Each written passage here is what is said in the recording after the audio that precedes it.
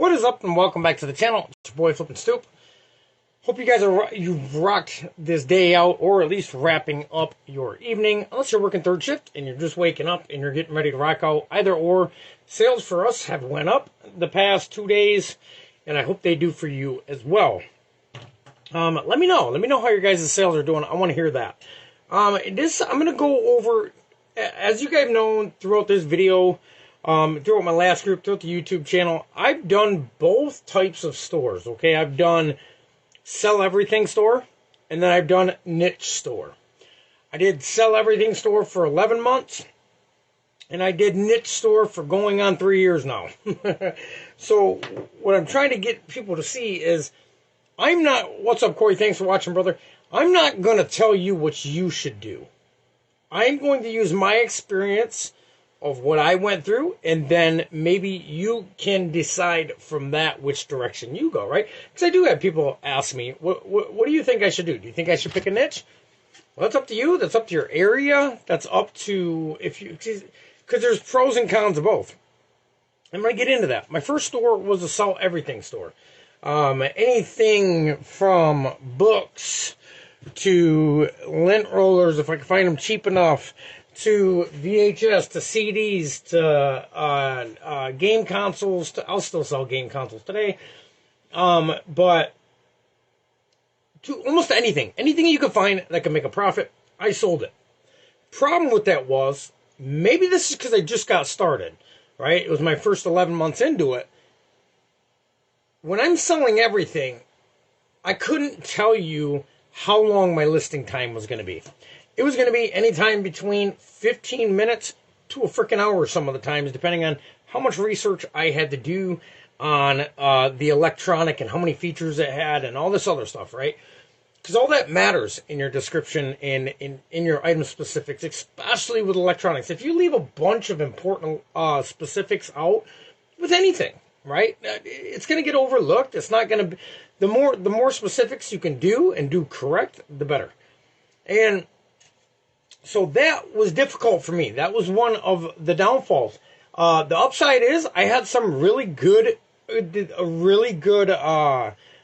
profit margins when I was selling everything. You know, I might be able to list one $200 radio a day, and then the rest of my items be, $15 and less, although I can use that concept with my clothes as well. But it was easier for me to go out. It seemed like it was easier for me to go out there and find a $200 vintage cassette deck or some type of radio receiver than it was for me to go out there and find a $200 sweater where I live, at least. It was easier for me to do that, right? Where you live, it might be different. Maybe you can find $200 sweaters all day long. I don't know. But it wasn't for me in my area. So there was some pros to selling everything, and it was interesting for me. It was more interesting for me. But what I could not do is I could not tell you, okay, I'm going to start listing at 5 and I'm going to be done by midnight, guaranteed. Right? And I'm probably actually going to be done a little bit earlier than that so I can get my last video in or whatever it is, right? Because with a niche, I can tell you how long every item is going to take me to list. I can tell you how long it's going to take me to list 30, 35, and 40 items, right? I can tell you the difference. I can tell you how long the photography is going to take me when I'm doing my photography. Now, when I was selling everything, I couldn't tell you that, because when I was selling electronics, for an example, sometimes I had to use end duster. Sometimes I had to, it would take me a while to prep the item. I had to move big, heavy components. Back then, my lighting was different, so sometimes I had to move my lighting, so I can't really compare that. It was just a different way of listing for me. Now, with the clothes, with the niche I have now, I can, like I'm telling you, if you put 40 items of clothing, anything from pants, shirts, sweaters, sweatshirts, hoodies, anything a woman would wear, right? Dresses, whatever. You put 30 on there, I'm going to tell you how long it's going to take me to be able to do the photography, right? Minimum and max.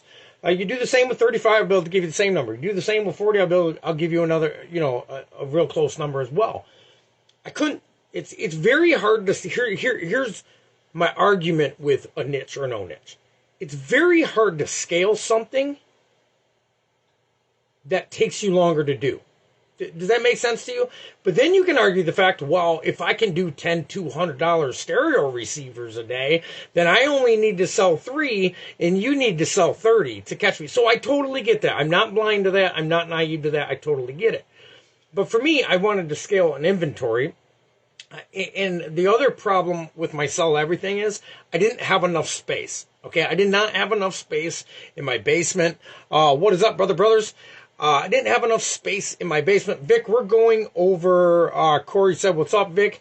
We are going over my opinion, my experiences with selling everything to picking a niche, right? And they both had their benefits, and they both were fun.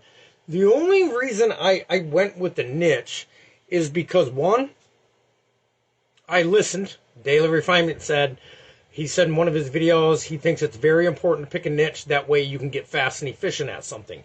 Because let's face it, if you're on eBay, the more items you get up, the more items you're going to sell. We all know that, right? Did you list your 10 items today? Corey, he's holding you accountable. I like that shit. I'm an everything guy right now. And Corey, there's nothing wrong with it. Listen, this is what I did. This is why I hesitate to make these videos. Because I don't want anybody to get discouraged. I know people doing $300,000 a year selling everything, right? I know that's a rad-ass niche, toys right there. You guys know a couple on YouTube that are making some big money with toys, okay? But this is why I don't like to have this debate. I'm just giving my personal experience of what works best for you. You take what you want of it. You leave what you want of it, right? You don't have to take my motto, and I encourage you not to take my motto, right? Don't do as I do. Do what you do. Make your eBay store your eBay store. That's what it's great about it. If you go onto the eBay platform and you start looking up different stores, there's an array of different items that people are killing it on, right? They're killing it on. So, did you list your 10 items today? All right, you got 5 up. That's good, bro. That's good, bro.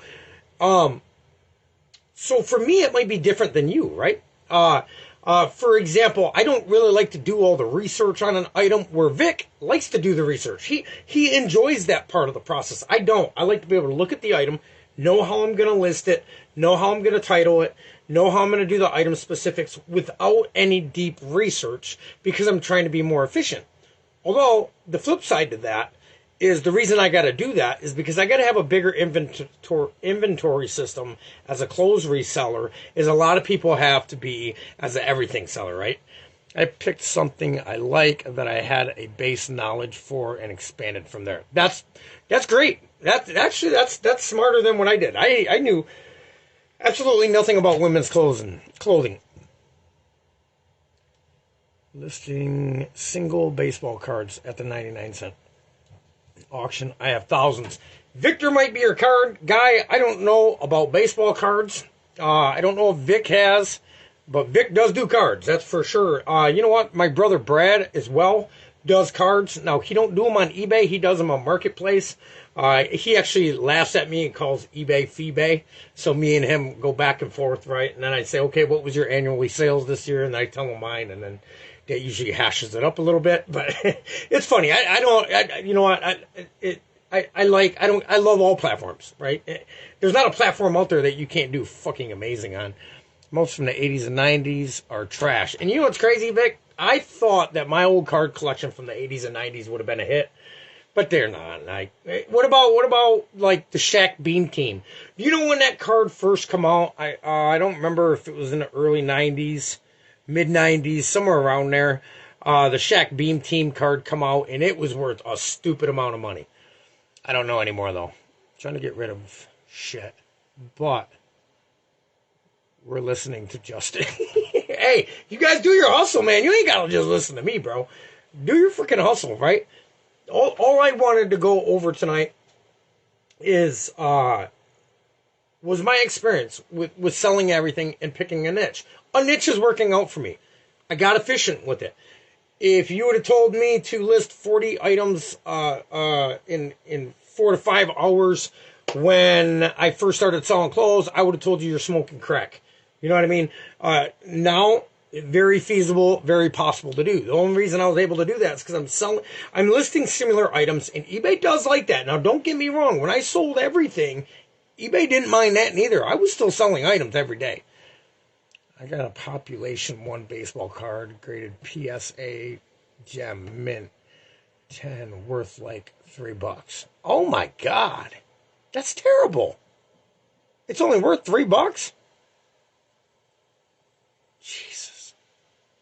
I would imagine the baseball game, the card game has got to be tough. But I don't know. A niche is a niche, right? You pick a niche, you start studying it, you get good at it, right? I could change my niche today and in 6 months have a completely different niche, doing the same amount of sales, if not more, right? We all could do that, right? Vic could say, hey, you know what? Fuck cards. There's clothes everywhere. I'm going to start selling clothes. And he absolutely hates selling clothes like I did in the beginning. And then after 6 months, he's just got a system and it fucking pumps out. That's why I believe an inventory system works for me. It's up to you, man. I strongly encourage you to do what works for you. And actually, in the beginning, I always encourage people to list everything in the beginning. Find out what you're attracted to, right? Now, I'm not attracted to women's clothes. Come on, guys. I'm 41 years young. You know, the old the younger, full of testosterone version of me is dead, right? So, like, I don't got no weird thing for women's clothes. Why did I do it? Well, one, my fiance had some clothes to list out of her closet. And number two, any thrift store I go into, like 50% of it is women's clothing, right? I don't ever have problems getting women's clothing. Now, when I go in the men's section, it's like maybe every 5 or 6 times I can go in there and find myself a pair of jeans or a hoodie, right? Because it doesn't have as much room in the thrift store. Your best bet on baseball cards, separate into sets. And you can look up most valuable in that set or group in teams and sell lots. That's what my brother does. My brother actually sells the whole series, like Flair Ultra 94 to 95, the entire fucking set. And that's what he does. Now, I'm sure he pulls out certain ones and does them like that too.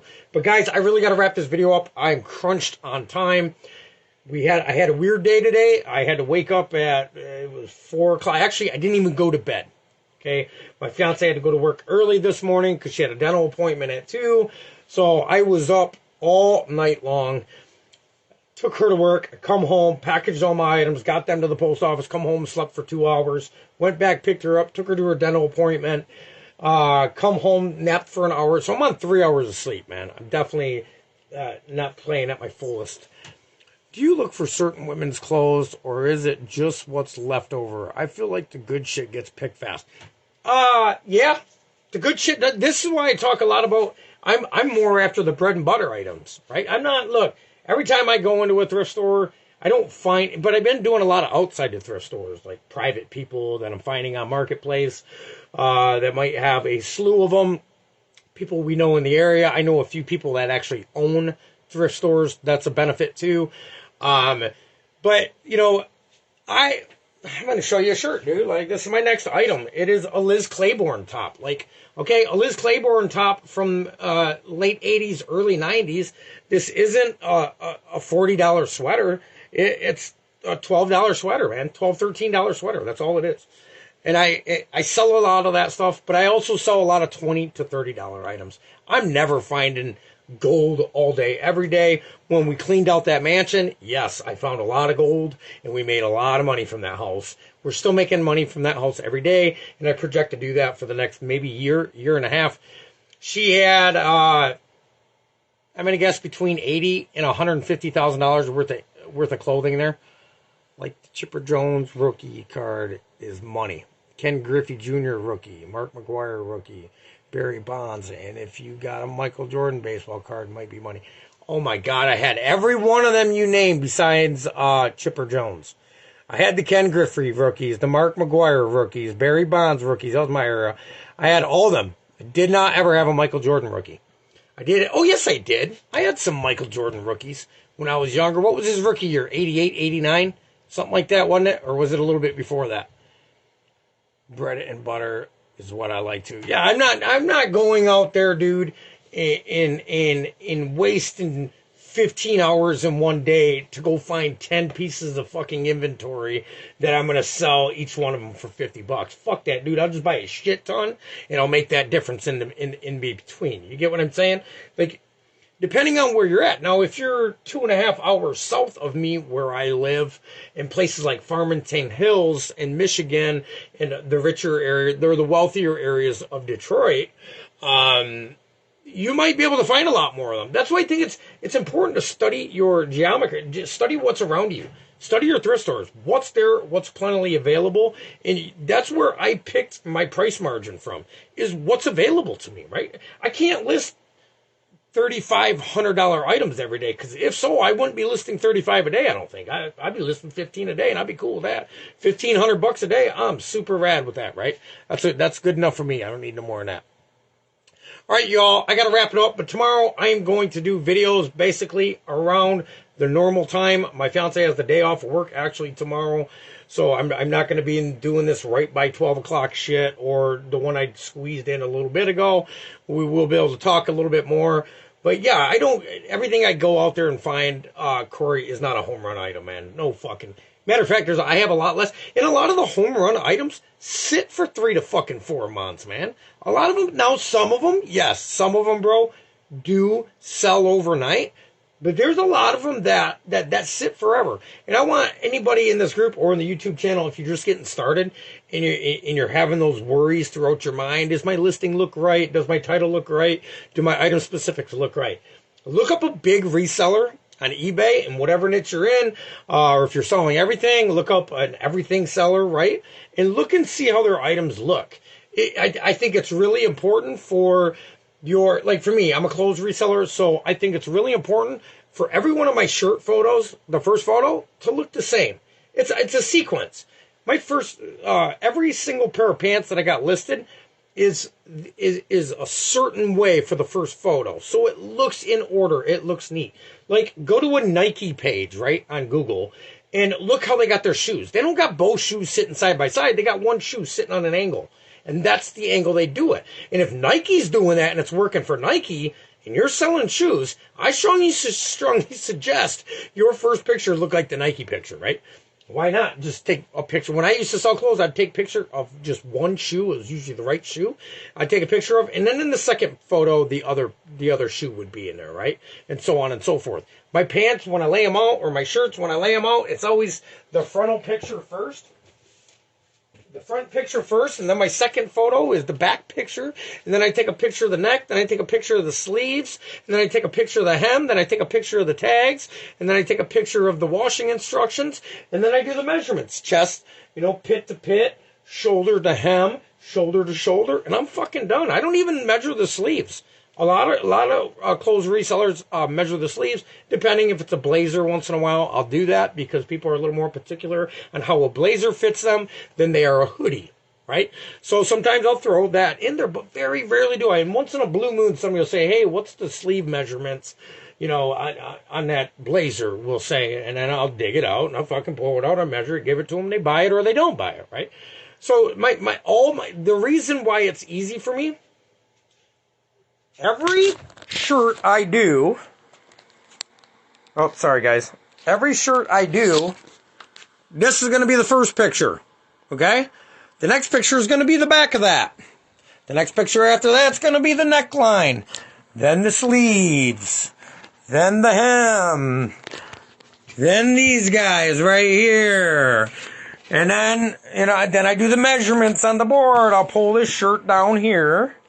Right? I'll try to do it with the phone in my hand. I don't know if I can. And then I'll take a photo there. 18 inches from pit to pit. We'll flip you guys around for a minute. And then I'll flip the shirt over. I'm going to get a second camera so I can kind of show you guys how I do this stuff. And kind of talk to you as I'm listening too. I think that'd be funner. And then I do the shoulder to shoulder. I got a 0 marker here. Right here is 15 inches shoulder to shoulder. Then I do shoulder to hem. Pretty much, I stretch it a little bit. There you go. There's 20 inches. Bam. And it's good to go. And every single one of my listings, besides my first couple months of listings that haven't sold, some of them haven't sold, look like that. They're all in sequence. The first photo of every shirt is the front. The second photo is the back. Like, I know in my head, what photo 8 it's going to be. It's going to be the tag of the shirt or the sweater or the fucking pair of pants or whatever. That way, when I'm in there And I'm giving a description, especially if there's a stain on it. And if there's a stain on it, I always put the stains in the last 3 photos. That way I'll say there is 2 faint stains on the left leg seen in the last 3 photos. Hardly noticeable or may come out. Free returns, right? I make it so it's really easy for when people come to my store, to catch on to it. Okay, this is it looks more professional when it's like that, right? Now, if every one of your photos of your shoes, one's to the right and the next is to the left, and the next one you got 2, and the next one, try to get a system where it looks like a catalog. Like you used to get, I don't know if people even know about the JCPenney catalog, but man, we waited all year for that son of a bitch, especially around Christmas, right? But everything, all the clothes would be in a sequence, and then they would have the description on the side and the prices of them, right? Make your store look like a catalog. That's what I try to do my best.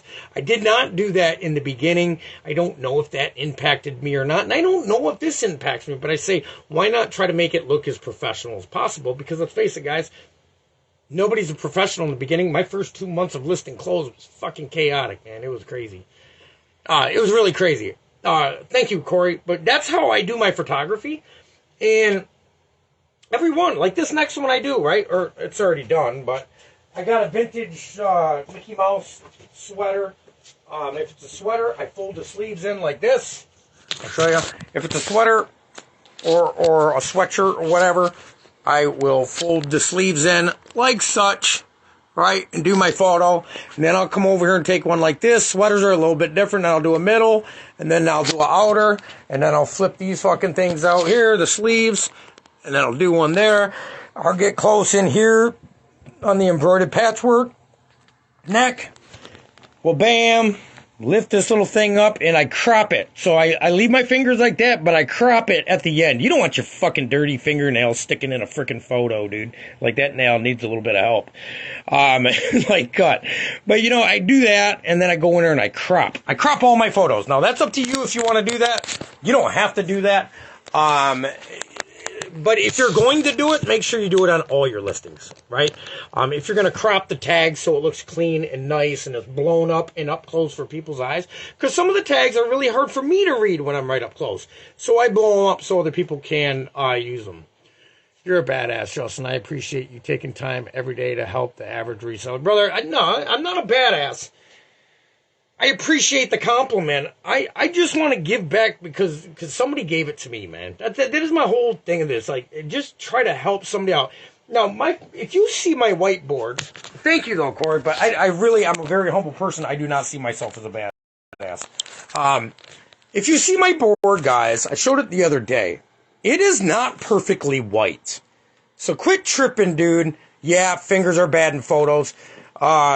Vic, I've had a couple where I didn't crop it enough and my finger was in there and I went out there, I deleted the whole fucking thing and started fresh. Because it just looked bad, right? That's very unprofessional. If you can help your fingers being out of it, unless you're a woman and you got some beautiful manicured fingers, and I still think that looks trashy, but whatever, right? I try not to do that. But yeah, my photo board isn't as white as it once used to be. Shit doesn't have to be perfect, okay? No, I'm not telling you to go throw a piece of clothes on this right here in this mess back here of inventory and say, search your photography there. I'm not telling you to do that, but I mean, hey, if that's how you got to start. I've seen items like that on eBay. I've seen items that looked so sketchy and it was a sold item. I'm like, damn, man, maybe I invested too much in my lighting, right? Like, that looked terrible and it sold for $53. What the fuck? This is why a lot of times in my last group, I was talking about quit worrying about your photos being perfect and all this shit and just start focusing on getting good at your listings and getting your items up, right? And some guy argued with me, oh, you don't know what you're talking about. Your photos are the most important thing. I'm like, oh, really? Like, I'm not saying my photos are shit, but they are by far the greatest photos on eBay. By far, like I'm probably in the bottom row, right? I'm not the top. If there's 100 best photographers on eBay, I'm not in that category. I guarantee that my shit does not look that fucking great, okay? But it sells, right? It's good enough so the person can see the quality of the piece they're going to buy. And it looks, like I say, every photo's set up in sequence. So it looks good enough to where, they believe you actually took your time. I've had some people message me and say, you got great photos. And I'm like, really? I'm a perfectionist. So I'm like, no, they're not. And that was very hard for me too, being a perfectionist. I think as long as they see it well and get the details, it will definitely do that for sure.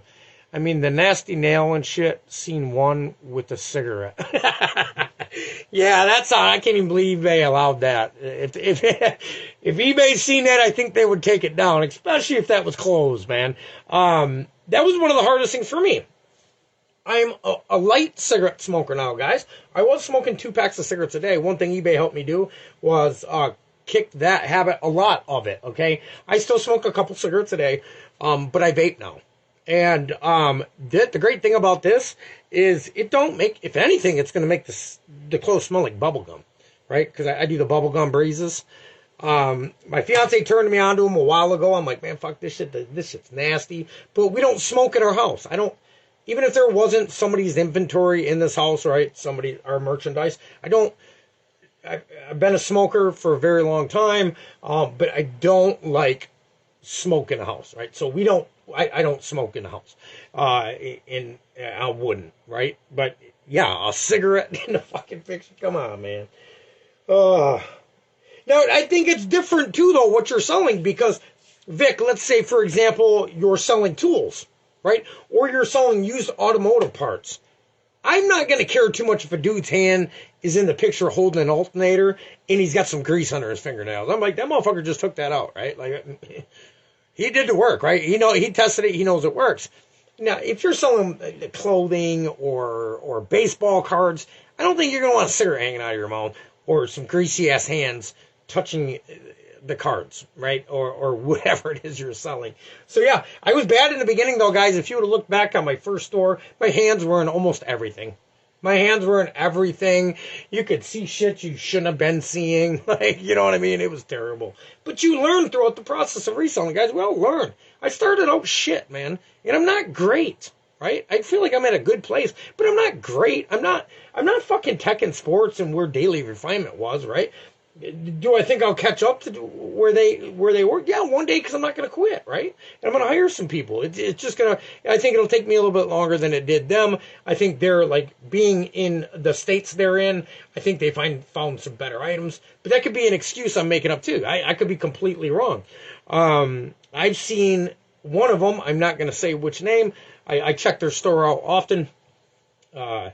And some of his lighting, he's got great photos. All his photos look the same too, right? He's got great photos, but they're not perfect. It's not perfect. And the person sold 293,000 items, more than 250,000 items. I mean, that's pretty fucking good, man. That's pretty good, right? Now, and when it comes to vintage clothing, I don't know anybody that's going to buy a modern day shirt that's got a stain on it, right? I don't know that. But when it comes to vintage, that first green shirt I showed you has got 2 stains. It's going to sell, right? Just because it's vintage. When it comes to vintage, people will buy the one person that sold a whole lot of items I was just talking about. I don't want to put nobody's name out there, so I'm not going to do that. But I look up to him very much, so you guys can probably put 2 and 2 together, right? Sweaters on there that's got stains on it, $300. There's obviously he's selling them, right? Yeah, I sold a sweater that was so pee stained, it looked like somebody literally just drank Mountain Dew for 3 months straight and just peed all over the sweatshirt. And it sold for $140. I couldn't believe it. So when that happened, I'm like, oh yeah, I'm going to stay in vintage shit, right? It was cool. But, all right, you guys, I got to wrap this up. Thank you all for charming in, man. I love it, Corey and Vic, when you guys get on a roll. I wish more people in the group would do that. The only reason I think the group isn't growing is because I got it private. Victor, do you remember? I don't know if I messaged you and told you there was a guy when I first started the last group.